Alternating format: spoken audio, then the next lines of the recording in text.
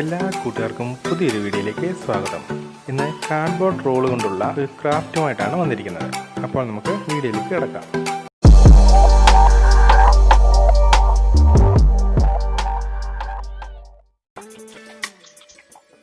ഇത് അഗർബത്തി പാക്കറ്റിനുള്ളിലിരിക്കുന്ന കാർഡ്ബോർഡ് റോളാണ്. ഒരെണ്ണം ഏകദേശം 25 സെൻറ്റിമീറ്ററോളം നീളം ഉണ്ടാകും. ഇതുപോലെ തന്നെ നീളം കുറഞ്ഞുള്ള 2 പീസുകളും കൂടെ എടുത്തിട്ടുണ്ട്. ഇതിൻ്റെ ഒരു വശം കവർ ചെയ്ത് നിൽക്കുന്ന രീതിയിൽ 3 കാർഡ്ബോർഡ് പീസുകൾ കൂടെ കട്ട് ചെയ്തെടുത്തിട്ടുണ്ട്. ഫെവിക്കോൾ ഉള്ളിൽ തേച്ചതിന് ശേഷമാണ് ഈ പീസുകൾ ഉള്ളിലേക്ക് കയറ്റി വെച്ചിരിക്കുന്നത്. കൂടാതെ മാസ്കിംഗ് ടേപ്പ് ഉപയോഗിച്ച് ഒന്ന് ഒട്ടിച്ചും കൊടുത്തിട്ടുണ്ട്.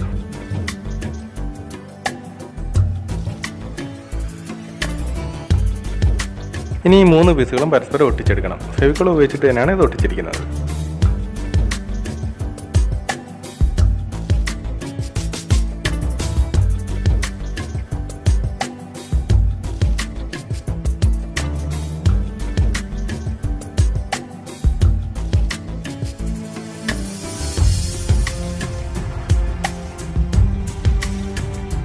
അടിഭാഗം ഒരേ ലെവലിൽ വരത്തക്ക വിധം തന്നെ വേണം ഇത് ഒട്ടിക്കുന്നതിന്, എങ്കിലേ ഇത് നേരെ നിൽക്കത്തുള്ളൂ. കുറച്ച് നേരം ഇതൊന്ന് ഉണങ്ങാനായിട്ട് നമുക്ക് വയ്ക്കാം.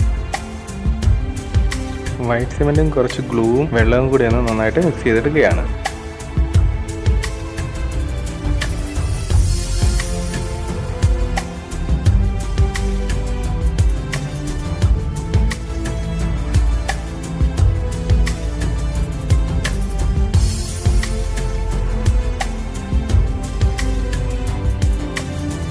ഇതിനി നമ്മൾ ചെയ്തു വെച്ചിരുന്ന സ്ട്രക്ചറിലേക്ക് ഒരു കോട്ടൊന്ന് അടിച്ചു കൊടുക്കുക.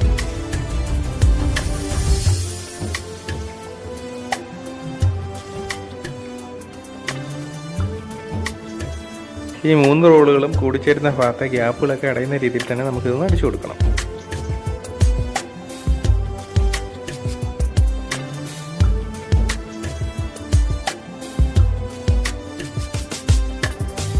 ഞാനിതിപ്പോൾ ഒരു ദിവസത്തിന് ശേഷമാണ് എടുത്തിരിക്കുന്നത്. അപ്പോൾ വൈറ്റ് സിമെൻ്റ് എല്ലാം നന്നായിട്ട് ഉണങ്ങിയിട്ടുണ്ട്. പ്ലാസ്റ്റർ ഓഫ് പാരീസും ഗ്ലൂവും വെള്ളവും കൂടെ ഒന്ന് മിക്സ് ചെയ്തെടുത്തിരിക്കുകയാണ്.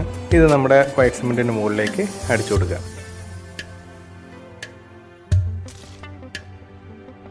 ഈ പ്ലാസ്റ്റർ ഓഫ് പാരീസ് അപ്ലൈ ചെയ്യുമ്പോഴത്തേക്ക് മരത്തിൻ്റെ പുറം ഭാഗത്തൊക്കെയുള്ള ഒരു ടെക്സ്ചർ കിട്ടുന്ന രീതിയിൽ ഒരല്പം കട്ടിക്ക് തന്നെയാണ് അടിച്ചു കൊടുക്കുന്നത്. പ്ലാസ്റ്റർ ഓഫ് പാരീസ് കലക്കുമ്പോഴത്തേക്ക് ഒരല്പം ലൂസായിട്ട് തന്നെ കലക്കണം. കാരണം ഇത് കുറച്ച് നേരം ഇരിക്കുമ്പോഴത്തേക്ക് പെട്ടെന്ന് ഇതങ്ങ് വെള്ളം വലിച്ചെടുത്ത് സെറ്റാകുന്നതാണ്. അതുകൊണ്ട് നമ്മൾ അടിച്ചു വരുമ്പോഴത്തേക്ക് അതങ്ങ് കറക്റ്റ് നമുക്ക് പരുവത്തിനുള്ള ഒരു ലെവലിലേക്ക് വന്നുള്ളൂ.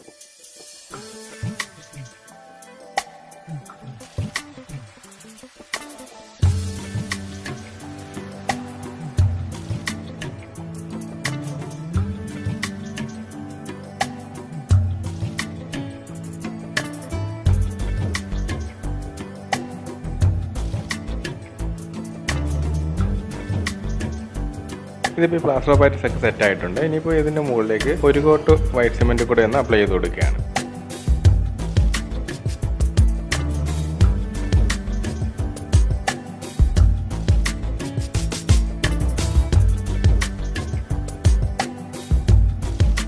ഈ പ്ലാസ്റ്റർ ഓഫ് പാരീസിന് മുകളിൽ കളർ ചെയ്ത് കഴിഞ്ഞാൽ അത് പിന്നീട് ഇളകിപ്പോയാലോ എന്നുള്ളൊരു സംശയം കൊണ്ടാണ് ഒന്നും കൂടെ വൈറ്റ് സിമെൻറ്റ് അടിച്ചു കൊടുക്കുന്നത്.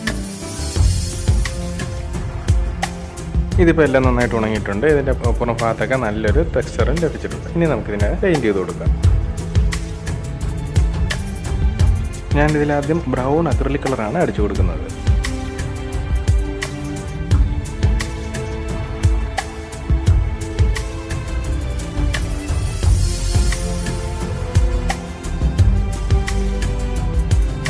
ബ്രൗണിൻ്റെ തന്നെ പല ഷെയ്ഡുകൾ കിട്ടുന്നതിന് വേണ്ടിയിട്ട് ഞാൻ ഒരല്പം വെള്ളവും കൂടെയൊക്കെ ചേർത്ത് കൂട്ടിയും കുറച്ചുമാണ് ഇത് അടിച്ചു കൊടുക്കുന്നത്.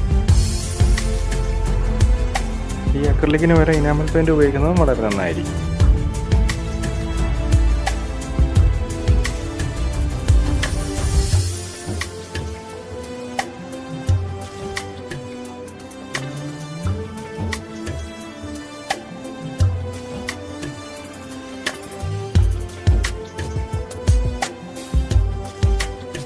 മരത്തടിയുടെ ഒരു കളറിലേക്ക് നമുക്കിതിനെ കൊണ്ടുവരണം. അതിനായി 1-2 കളറുകൾ കൂടി നമുക്കിതിന് ശേഷം ഇതിൽ മിക്സ് ചെയ്ത് അടിച്ചു കൊടുക്കേണ്ടതുണ്ട്.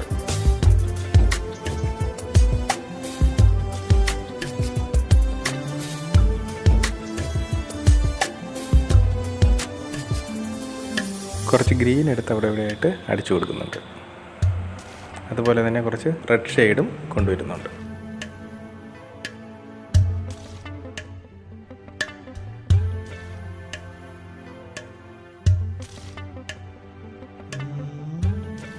ഇനി ഉൾഭാഗത്ത് കുറച്ച് ഏരിയയിൽ വരെ യെല്ലോ കളറൊന്ന് അപ്ലൈ ചെയ്ത് കൊടുക്കും.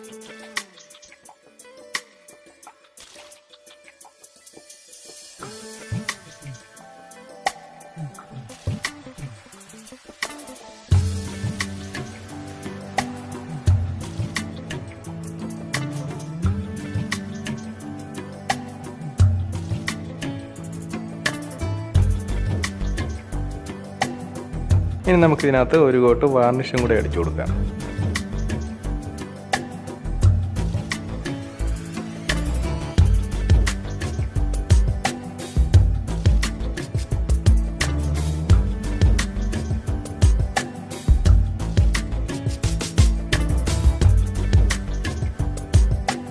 അങ്ങനെ ചെയ്താൽ ഇതിൻ്റെ കളർ ഫെയ്ഡ് ആകുകയുമില്ല, കൂടുതൽ നാൾ ഇത് ഈട് നിൽക്കുകയും ചെയ്യും. ഈ ഒരു ക്രാഫ്റ്റ് നമുക്ക് രണ്ട് രീതിയിൽ ഉപയോഗിക്കാം. ഒന്നിലൊരു ഫ്ലവർ വേസ് ആയിട്ട് നമുക്ക് ടേബിളിലും മറ്റുമൊക്കെ വയ്ക്കാം. അല്ലെന്നുണ്ടെങ്കിൽ കുട്ടികളുടെ സ്റ്റഡി ടേബിൾ, അവരുടെ പെൻ, പെൻസിൽ, സ്കെയിൽ മുതലായ സ്റ്റഡി മെറ്റീരിയൽസ് ഒക്കെ സൂക്ഷിക്കുന്നതിന് ഉപയോഗിക്കാം. അപ്പോൾ ഈ വീഡിയോ ഇഷ്ടമായാലൊന്ന് ലൈക്ക് ചെയ്യുക. മറ്റുള്ളവരും കാണാമെന്ന് ആഗ്രഹിക്കുന്നുണ്ടെങ്കിൽ ഒന്ന് ഷെയർ ചെയ്ത് കൊടുക്കുക. നിങ്ങളുടെ വിലയേറിയ അഭിപ്രായങ്ങളും നിർദ്ദേശങ്ങളും കമൻറ്റുകളായി രേഖപ്പെടുത്തുക. ഈ ചാനൽ ആദ്യമായിട്ടാണ് കാണുന്നതെങ്കിൽ ഒന്ന് സബ്സ്ക്രൈബ് ചെയ്യുക. കൂടെ അടുത്തുള്ള ബെല്ലൈക്കണും കൂടി ഒന്ന് എനേബിൾ ചെയ്യുക. അപ്പോൾ ഞാനിടുന്ന പുതിയ വീഡിയോകളെല്ലാം അപ്പോൾ തന്നെ നിങ്ങൾക്ക് നോട്ടിഫിക്കേഷനായി ലഭിക്കുന്നതായിരിക്കും. അപ്പോൾ ഇനി പുതിയൊരു ക്രാഫ്റ്റ് വീഡിയോയുമായി കാണുന്നവരേക്കും ഗുഡ് ബൈ.